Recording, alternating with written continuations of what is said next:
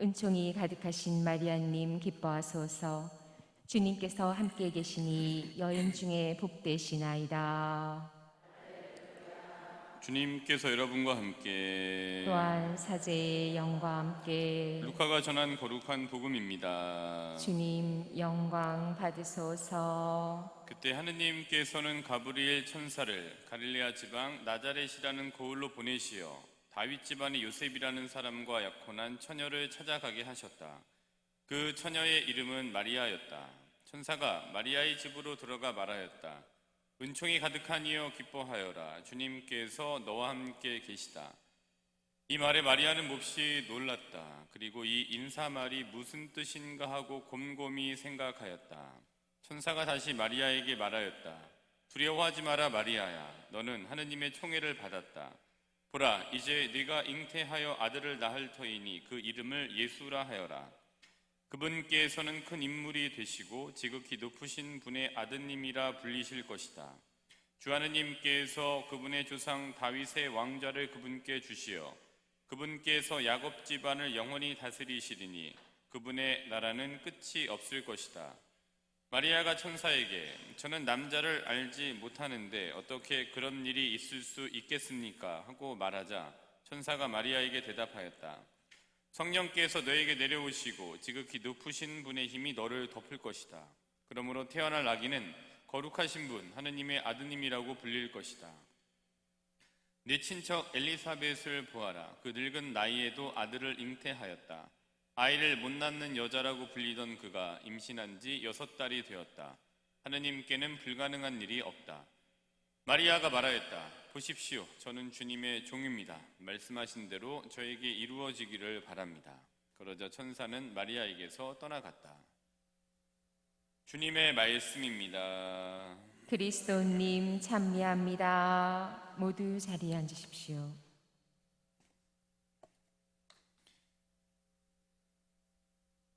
우연이라는 말이 있죠. 그래서 이제 우연이라는 말은 이제 어떤 이제 인간 관계가 없이 뜻하지 않게 일어난 일 이렇게 얘기를 하죠. 그러니까 어떤 일에는 대체적으로 원인이 있고 그 원인에 따른 결과가 있다라고 얘기하는 게 인과율이잖아요. 근데 우연이라는 거는 어떤 인과가 있는지 이제 잘 모르는 거죠. 그래서 뜻밖의 일어난 이제 이 일들을 이제 우리가 우연이라고 얘기를 하죠. 그래서 뭐 뜬금없다, 뭐 생뚱맞다, 어떤 경우에 뭐 어이가 없다, 어처구니가 없다, 뭐 이런 얘기도 이제 할 수 있는 거죠. 근데 이제 저희들은 만남이 우연은 아닌 것 같아요. 그렇죠? 삼본성당과 제가 만난 것도 사실 우연이 아니고 또 저와 뭐 이렇게 관계된 다른 분들 만난 것도 우연이 아니고 신앙 안에서 만난 거는 우연이 아니라 하느님이라는 뚜렷한 원인이 있다라고 이렇게 전 그렇게 봅니다. 그래서 신앙 안에서 만남, 또 신앙 안에서의 사건, 또 신앙 안에서의 뭐 행사, 또 신앙 안에서 이루어지는 모든 것에는 이런 하느님이라는 뚜렷한 원인이 있고 그거 안에서 이제 이루어지게 되는 거다. 그래서 우리가 하는 모든 행위들이 우연의 산물은 아니다. 신앙 안에서 이렇게 좀 생각해 보게 되는 것 같습니다. 그래서 오늘 아침에 저만의 특권이긴 한데 좀 죄송하긴 해요. 근데 전 이제 성당에 사니까 아침에 혼자 와서 묵상할 수가 있잖아요. 아무도 안 계신데 그게 제 특권이죠. 어떻게 해요? 근데 저도 준비를 해야 되니까. 근데 여기 와서 조용히 이렇게 아침에 새벽에 와서 기도하는데 이 말씀 드리면은 막 자기는 하고 싶을 때 다 하고 막 이러실까봐 말씀 못 드렸는데 혼자 여기 와서 해요. 예. 근데 이렇게 오늘 아침에 묵상하면서 우연이 아닌 일들이 신앙 안에서 일들은 다 우연이 아니다라는 것을 다시 한번 이렇게 좀 생각해 보게 되는 것 같아요. 특별히 오늘 복음 말씀을 좀 읽으면서 그래서 우연이 아닌 창조, 또 우연이 아닌 나의 신앙, 또 제가 뭐 저 자리에 앉아서 아침에 기도를 하는 것도 이렇게 우연이 아닌 거죠. 삼문성당에 왔기 때문에 가능한 거고, 또 삼문성당에 오게 된 거는 또 신부가 됐기 때문이고, 또 신부가 된 거는 궁극적으로 뭐 하느님 때문에 그렇게 된 거기 때문에 이 자리에 앉아 있는 것도 하여튼 우연이 아니다 이렇게 생각이 듭니다. 그래서 오늘 특별히 좀 오늘 복음 말씀과 창세기 1장 1절부터 2장 7절까지를 한번 통짜로 이렇게 놓고 비교를 한번 해봤습니다. 근데 이제 비교는 했는데 결론은 좀 다르게 나긴 났어요. 근데 이걸 한번 비교를 한번 해보고 싶습니다. 우연이 아닌 창조, 또 우연이 아닌 우리의 신앙, 이런 것들, 그게 채워져가는 신앙, 이거를 이 창조에 대한 이야기했던 창조사와 또 오늘 예수님 탄생 예고하고 참 비교해 봤습니다. 1절부터 2장 7절까지. 그래서 좀 억지스럽나? 근데 한번 같이 비교해 보는 것도 나쁠 것 같지 않아요. 왜냐하면 창조가 없던 게 일어나게 된 거고, 그 다음에 예수님 탄생 역시도 이제 창조와 탄생이 그 맥락이 다르지 않다라고 봤을 때 첫째 날부터 여섯째 날, 아니 일곱째 날까지 이렇게 한번 구분을 해서 세부적으로 한번 나눠 봤습니다. 그래서 우선 이제 들어간 도입부로는 이제 창세기 1장 1절부터 루카복음 1장 28절이 같은 맥락으로 한번 제가 엮어봤습니다. 창세기 1장 1절을 보면 이거죠. 한처음에 하느님께서 하늘과 땅을 창조하셨다. 근데 루카복음 1장 28절 같은 경우에는 천사가 마리아의 집으로 들어가 말하였다. 은총이 가득한 이여 기뻐하여라. 주님께서 너와 함께 계시다. 근데 이게 한처음에 하느님께서 하늘과 땅을 창조하신 것과 이렇게 와서 은총이 가득한 이여 기뻐하여라. 주님께서 너와 함께 계시다. 무슨 연관인가? 근데 한번 이렇게 연관시켜 봤더니 이런 것 같아요. 창조가 한처음에 하느님께서 하늘과 땅을 창조하셨다 해서 창조하신 분이 창조한 세상과 함께하는 것, 이거는 곧 주님이시라는 창조주가 주님께서 너와 함께 계시다 해서 말씀하는 그 주님이 창조주이실 거 아니에요. 그 창조주이신 주님이 함께 하신다는 것과 괴가 같다, 이렇게 좀 봅니다. 그래서 이 부분을 같이 한번 엮어봤고요. 집에 가서 한번 개인적으로 다시 절과 장을 나눠서 보셔도 되니까, 근데 저는 이렇게 한번 나눠봤고요. 도입부, 두 번째 도입부는 창세기 1장 2절과 루카복음 1장 29절이에요.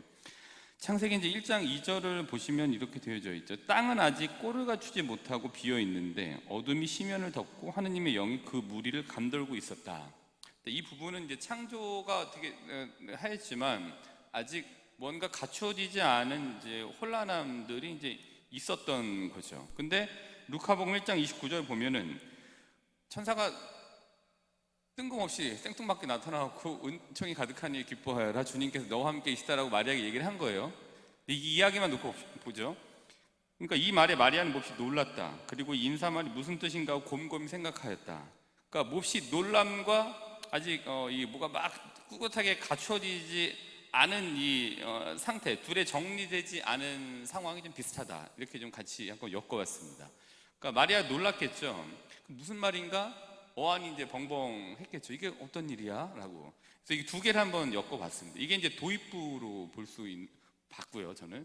그다음에 이제 첫째 날부터 이제 일곱째 날까지 한번 비교를 해볼게요. 첫째 날에 이루어진 일이 창세기 1장 3절부터 5절까지거든요. 근데 이 창세기 1장 3절부터 5절과 루카복음 1장 30절과 뭐 크게 다르지 않다, 이렇게 저는 봤는데, 1장 3절부터 5절까지는 이제 하느님께서 말씀하시기를 빛이 생겨라 하자 빛이 생겼다. 하느님께서 보시니 그 빛이 좋았다. 하느님께서는 빛과 어둠을 가르시어 빛을 낮이라 부르시고 어둠을 밤이라 부르셨다. 저녁이 되고 아침이 되니 첫날이 지났다. 첫째 날 빛과 어둠, 아침 저녁의 창조, 뭐 이렇게 제가 볼 수 있죠. 이 창세기 첫째 날. 근데 루카복음에는 이제 이걸 보면은 천사가 이제 처음 도입부에 이제 나타나는 거예요. 천사가 등장을 해서 천사 등장의 목적을 설명을 합니다. 두려워하지 마라, 마리아야. 그리고 예수님 잉태에 대한 설명을 해요. 너는 하나님의 총애를 받았다. 그리고 내가 잉태하여 아들을 낳을 터이니 그 이름을 예수라 하여라라고 하면서 이제 무언가 이게 나눠진 부분, 나눠주고 창조하는 목적에 대해 설명을 한 거예요. 그래서 빛과 어둠이 나눠져서 이제 세상의 꼴을 갖추어 나가듯이 이 청사가 왜 등장했던 목적을 하면서 등장 목적에 대한 꼴을 설명을 좀 해주는 거죠. 처음에 이제 도입의 결론이죠. 예수님 태어나실 거다라는 이제 결론을 얘기해 준 거죠. 이게 첫째 날이에요. 그러니까 두려움에 대한 어둠, 근데 있죠. 근데 두려워하지 말라는 이제 이 빛과 좀 약간 개인적인 두려움으로서의 어둠이 혼재해져 있는 상황, 이제 서서히 뭐가 드러나고 있는 것 같아요. 방명 같아요. 방명. 이 방명이라고 얘기하잖아요. 해가 떠오르기 직전에 그 방명, 뭔가 서서 윤곽이 드러나는 그 부분들. 그래서 첫째 날엔 그런 방명이 있는 것 같아요. 이런 이제 부분. 근데 둘째 날을 나눠보면은 창세기 1장 6절부터 8절과 루카복음 1장 32절 전반부 뭐 이렇게 나눴는데요. 그러니까 둘째 날에는 어떤 게 있었냐 하면은 물 가운데 궁창이 생겨 물과 물 사이를 갈라 놓아라 라고 하면서 이제 궁창, 물을 가르셔서 궁창을 만드시죠. 그러니까 이제 궁창이라는 게 당시의 세계관을 나타내주고 있는 거잖아요. 당시에 가지고 있었던 이 성경을 썼을 때 가지고 있었던 세계관, 이것이 했을 때 드러난 세계관은 하늘에 물이 있다라는 거죠. 이렇게 밑에도 물이 있지만 하늘에도 물이 있어갖고 여기 이제 물탱크가 여기 있다. 그래서 이 물탱크가 열리면은 비가 내리는 거고, 물탱크를 하느님께서 잠그면 비가 안 내리는 거고, 이거거든요. 근데 그 세계관이 있는 거에서 하늘의 비는 하늘에 물탱크가 있기 때문에 하느님께서 열려라 하면 열려갖고 내리는 거고, 닫혀라 하면 닫혀갖고 하느님께서 가뭄도 하고 뭐 이런 이제 모든 주관자이신 하느님께서 이제 하시는 그 세계관이 이 궁창 안에 들어가 있는 거잖아요. 다 이제 성경 공부하면 아시겠습니다만. 그래서 이제 나눠지게 되죠. 그래서 물과 물 사이가 나눠지면서 점점 꼴이 더 갖춰지게 되는 거예요. 하늘의 물과 그다음에 밑에 물. 그래서 여기 뭔가 좀 구체적으로 나오잖아요. 물이 나와요, 이제 구체적으로. 그다음에 1장 32절 전반부에 보면은 32절 보면 그분께서는 큰 인물이 되시고 지극히 높으신 분의 아드님이라고 불리실 것이다 라는 이 부분을 보면은 이제 잉태할 대상에 대한 구체적인 프로필이 이제 서서히 등장합니다. 누구다라는 게 이제 나오게 되죠. 그래서 저는 이거를 둘째 날에서 구체성이 더 이제 좀 짙하게 서서히 드러난다라는 것에 있어서 둘째 날에로 이제 같이 엮었습니다. 창세기 1장 6절부터 8절, 그다음에 루카복음 1장 32절 전반부, 그 둘째 날을 같이 나눴죠. 그다음에 이제 셋째 날을 한번 나눠 보면은 1장 9절부터 창세기 1장 9절부터 13절과 루카복음 1장 32절 후반부를 이제 셋째 날로 같이 묶었습니다. 1장 9절부터 13절의 내용은 이제 어떤 거냐 하면은 물은 한 곳으로 보여 묻히 드러나라 하시자 그대로 되었다. 이제 묻히 드러나죠. 그리고 여기에 뭐가 있냐면은 묻을 땅이다. 그다음에 물이 모인 곳을 바다라 부르셨다. 이름이 또 매개죠. 명명돼요. 네이밍이 되죠. 그다음에 하느님께서 말씀하시기를 땅은 푸른 싹을 돋게 하여라. 또 씨를 맺는 풀과 씨 있는 과일나무를 제종대로 땅에 돋게 하여라 하자 그대로 되었다 라고 하면서 하늘과 묻이 나눠져요. 조금 더 구체적으로 되고, 근데 네이밍이 이제 묻이다, 그다음에 뭐 이런 것들이 되고, 그 묻에 좀 더 구체적으로 생물이 채워져요. 푸른 싹, 과일나무 하면서 이제 하나하나 이제 채워지죠. 계속 이제 구체적으로 뭐가 이렇게 벗겨지고 있습니다. 그다음에 이제 루카복음 1장 32절 후반부를 보면은 어떤 거냐면은 주 하나님께서 그분의 조상 다윗의 왕자를 그분께 주시어, 그분께 주시어. 어떤 그분께 야곱 집안을 영원히 다스리시리니. 근데 주 하나님께서 그분의 조상 다윗의 왕자를 그분께 주시어라고 하면서 잉태되실 분에 대한 이제 분에게 부여한 권한에 대한 설명이 이제 나와요. 그분에게 또 뭐가 이제 있는 거에 대한 설명을 해줘요. 이게 이 땅이 이렇게 해서 채워지듯이, 푸른 싹 과일나무가 채워지듯이 앞서 소개한 예수님이라는 분의 프로필이 서서히 등장하면서 그분에게 부여된 권한이 서서히 등장하고 그분에게 뭐가 있는지에 대해서 서서히 하나씩 이제 더 얘기가 구체적으로 등장해요. 그래서 저는 이걸 셋째 날로 묶었어요, 같이. 그다음에 넷째 날을 보면은 창세기 1장 14절부터 19절로 나눴는데요. 하나님께서 말씀하시기를 하늘의 궁창에 빛 물체들이 생겨 낮과 밤을 가르고, 이제 19절까지 막 얘기가 돼요. 그러니까 하늘의 빛, 표징과 절기, 성경에 다 나와져 있는 말입니다. 날과 해, 그다음에 낮과 밤, 그다음에 별, 아침과 저녁. 그러니까 더 구체적으로 이제 막 나눠지게 되죠. 루카복음 1장 33절을 보면은 어떻게 되었냐면은 이제 좀 약간 중첩되는 부분이긴 한데 32절부터 33절을 통째로 놓고 보시면 좋을 것 같아요. 그분께서 야곱 집안을 영원히 다스리시니 그분의 나라는 끝이 없을 것이다 라고 하면서 태어나실 분이 어떤 일을 하실 거고 그 구체성이 더 자세히 드러나고, 그러니까 이스라엘이 존속될 거다라는 것을 이스라엘 존속에 대한 언급을 해요. 이스라엘의 존속이 될 거니까 이분이 그걸 위해서 오시는 거다라고 하면서 더 구체적으로 이제 하나씩 채워져요. 마치 빛과 표징과 저희가 나눠지고 날과 해가 이렇게 되고 낮과 밤이 나눠지고 아침과 저녁이 구분되고 별이 생기고라고 하면서 하나씩 인테리어에 하나씩 들어오듯이 지금 이 분이 프로필이 소개되고 권한이 설명이 되고 그분이 오신 이유가 이런 권한을 가지고 이스라엘이 존속을 해 오시는 거다라고 하면서 이제 그 구체적으로 해요. 그러니까 좀 더 구체적으로 이렇게 되죠. 그러니까 영어로 하면 내려오 다운 되는 거예요. 이렇게 좁혀지면서 밑으로 내려와요. 깔때기처럼 이제 점점 그게 드러나는 거죠. 넷째 날 구체적으로. 그다음 이제 다섯째 날은 창세기 1장 20절부터 23절. 20절부터 23절. 그러니까 이제 하고 루카복음 1장 34절부터 36절. 보시면 하나님께서 말씀하셨다라고 하면서 이제 여기 뭐 하면 물에 생물이 울거리고 뭐 하고 근데 읽다 보니까 22절에 뭐라고 하냐면 하나님께서 이들에게 복을 내리며 말씀하셨다. 그러니까 첫째 날부터 넷째 날까지는 복을 내리진 않으셨어요. 근데 이때 이제 복을 내리시며라고 말씀을 하셨다. 이렇게 되어져 있는 게 조금 좀 특이했습니다. 그래서 복을 내리시며 22절에. 근데 여기에 보면은 생물들의 굉장히 역동적인 움직임 그리고 번식하고 번성에 대한 언급을 해요. 그러니까 더 구체적으로 꼴을 더 막 갖추는 거잖아요. 그다음 이제 루카복음 1장 34절부터 36절. 그러니까 이제 여기 보면은 이제 이런 이제 창세기에 나오는 역동적인 복을 내리시는 이제 이 더 큰 뭔가가 있고 생물들의 역동적인 움직임이 있는 이런 것과 함께 불안한 마리아의 모습을 보게 돼요. 1장 34절부터 보면은 마리아가 천사에게 저는 남자를 알지 못하는데 어떻게 그런 일이 있을 수 있겠습니까? 하고 말하자 천사가 마리아에게 대답하였다. 이게 두려움인 거잖아요. 사실 이 부분은 남자를 모른다는 두려움보다는 뭐 다른 것들이 많이 있었을 거예요. 당시 문화적으로 또 사회적으로. 근데 천사가 마리아에게 대답하였다. 성령께서 너에게 내려오시고 지극히 높으신 분의 힘이 너를 덮을 것이다. 그러니까 우리가 성령 하느님을 떠올리면 어떤 점이 떠오르시나요? 그러니까 성령 하느님의 역동성인 거잖아요. 사실 성령의 움직임, 성령 하느님 우리에게 주시는 이 은사, 그다음에 성령 하느님 주시는 선물 이런 것들은 하느님께서 우리에게 주신 역동적인 선물의 대표적인 거라고 볼 수 있는 게 성령 하느님의 개입인 거죠. 근데 그 하느님, 성령 하느님이 덮치신다라는 거는 마리아가 굉장히 수동적이지 않고 좀 더 역동적으로 할 수 있는 뭔가 보호막이 채워진 것과 다름 아니다 이렇게 보여져요. 성령의 역동성. 근데 창세기에 보면은 여기 생물들이 막 우글거리고 하는 역동적인 부분이 다섯째 날에 나오게 되는데 이 부분을 우리가 다섯째 날로 이렇게 한번 묶어볼 수 있게 되는 것 같아요. 그 다음에 여섯째 날은 창세기 1장 24절부터 2장 7절까지로 그냥 길게 묶어봤습니다.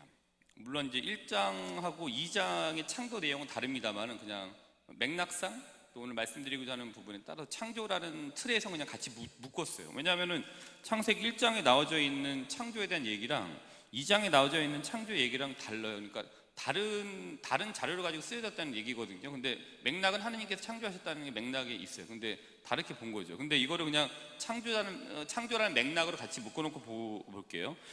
근데 이제 이런 1장 24절부터 2장 7절, 루카복음 1장 37절부터 38절 전반부는 이런 내용이에요. 그러니까 이 내용은 창세기는 인간 창조가 되는 거예요. 이제 여기 인간이 창조가 돼요. 그리고 인간 창조라고 하는 결정적인 결실, 그리고 그에게 생명의 숨을 불어넣으시면서 인간을 완성한 이 모습을 우리가 1장 24절부터 2장 7절까지 해서 묶어놓고 같이 결합해서 생각해 볼 수 있습니다. 근데 루카복음 같은 경우에는 이제 창세기에 이런 인간 창조라는 결실이 나왔듯이 루카복음의 이 1장 37절부터 38절 그 전반부 내용 역시도 이제 예수님 잉태라는 결정적인 결실이 맺어지게 돼요. 이제 마리아가 오케이 휘하시라고 한 거잖아요. 그 순간 이제 잉태가 되는 거죠. 사실 이제 알겠습니다. 따르겠습니다. 그러니까 그것 자체는 곧 예수님 잉태라고 하는 결정적인 결실이 창세기와 다름 아니다. 괴가 같다. 그리고 예수님의 탄생은 세상에 부여될 생명의 숨이다. 결국엔 다르지 않다라는 같은 맥락에서 이렇게 여섯째 날을 볼 수 있죠. 그다음 일곱째 날. 이 일곱째 날은 뭐 하셨어요? 하느님께서 다 창조하시고 쉬셨잖아요. 그러니까 이제 창세기 2장 1절부터 3절 놓고 그다음에 루카복음 1장 38절 후반부를 보면은 한 가지 공통점은 쉼이라는 공통점이 있다 이렇게 나눠봤습니다. 2장 1절부터 3절을 보시면 이거죠. 이렇게 하늘과 땅과 그 안에 모든 것이 이루어졌다. 하느님께서는 하시던 일을 이랬 날에 다 이루셨다. 그리고 그분께서는 하시던 일을 모두 마치시고 이랬 날에 쉬셨다. 이게 2장 1절부터 3절까지의 주 내용, 쉼에 대한 내용입니다.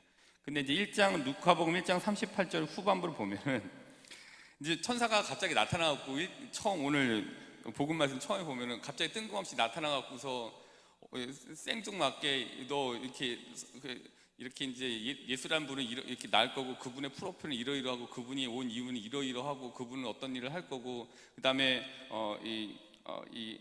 성령 하느님이 너를 덮칠 거고 막 이런 이제 내용들이 하면서 막 쭉 이야기 꼴이 막 갖춰져 가잖아요. 이렇게 전개가.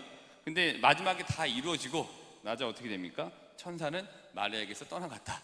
그러니까 이 부분이 쉼과 하느님께서 창조하시고 쉬셨던 것과 천사가 와서 자기 할 일을 다 하고 마리아에게서 떠나갔다라고 하면서 마리아가 좀 생각해 볼 수 있는 쉼이라는 시간을 가질 수 있었던 것과 맥락이 다르지 않다라고 봤습니다.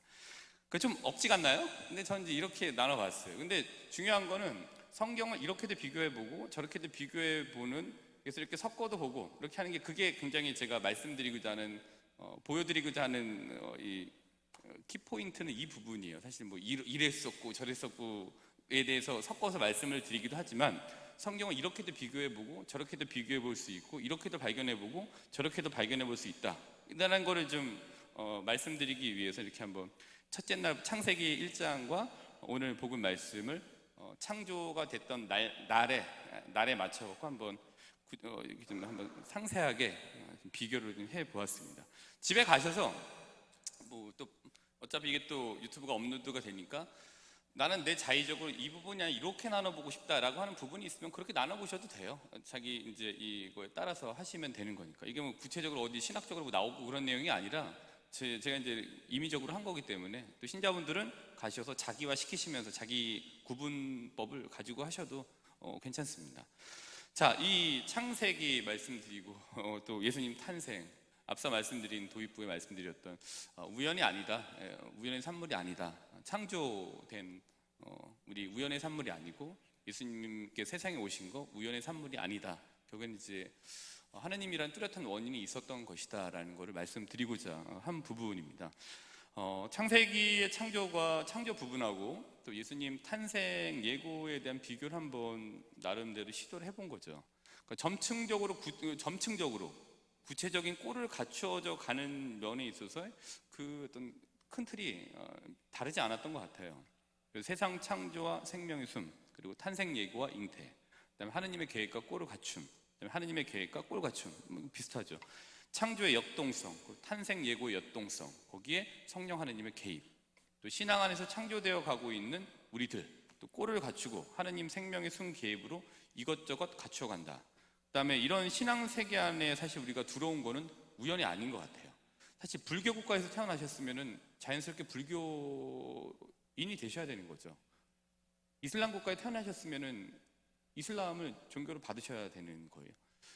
또 유태인으로 태어나셨다면은 많은 경우 이제 유대교를 믿고 이제 살아가셔야 돼요. 회당에 가셔야 되는 거죠. 근데 2022년 대한민국이라는 나라에 살면서 3번 성당에서 3번이라는 지역에서 3번 성당을 다니고 하느님을 믿는다라는 거는 갑자기 그냥 뜬금없이 팍 생겨난 게 아니라 하느님이라고 하는 뚜렷한 원인이 있었기 때문에 가능한 일이다. 그러니까 우리의 신앙, 이 자리에 앉아있는 우리의 신앙은 우연의 산물이 아니라 하느님이라는 하는 뚜렷한 원인이 있기 때문에 가능한 일이었다라는 말씀입니다. 그러니까 우리의 믿음이 우연이 아닌 굉장히 참 원인이 뚜렷한 대신 신비한 일이기 때문에 하느님과 인연을 맺고 살아가는 지금 하느님으로 나를 하나씩 채워 나가고자 할 때, 더 좋은 꼴로 갖추어 나가고자 할 때 나에 대한 하느님 창조 계획은 완성되어져 간다라는 생각 다시 한번 가지시면 좋겠습니다. 하느님과의 만남과 하느님과의 인연이 우연이 아님을 떠올리면서 오늘도 차근차근 하느님으로 나를 채워가시는 역동적 하루 되시기를 바라겠습니다.